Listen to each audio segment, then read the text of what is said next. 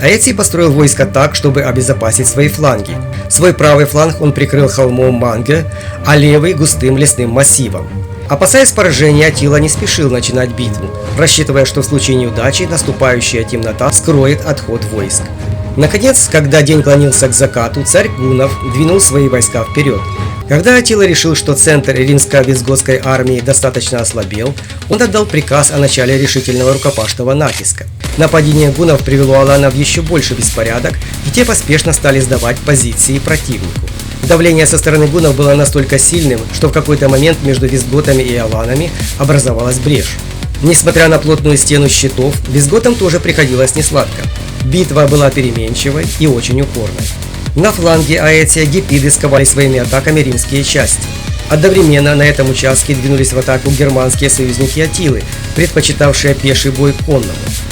Линия боевого соприкосновения, подобно маятнику, смещалась то в одну, то в другую сторону. Пока силы Аэция сдерживали союзников Аттилы, на правом фланге случилось несчастье.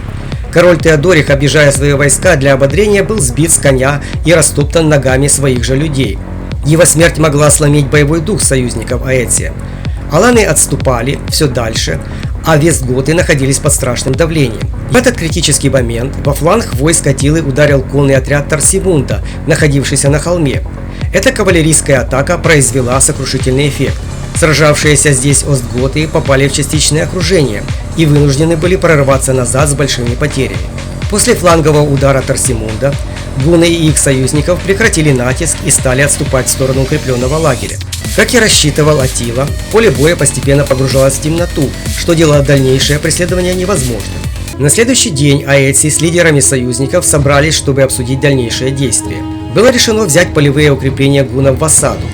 Но визготы обнаружили тело павшего короля, и Торсимунд, ставший их новым лидером, стал настаивать на проведении штурма. Однако Аэций не только отговорил его от этого, но и посоветовал Торсимунду поспешно возвратиться в свои владения, пока власть над королевством не узурпировали его братья.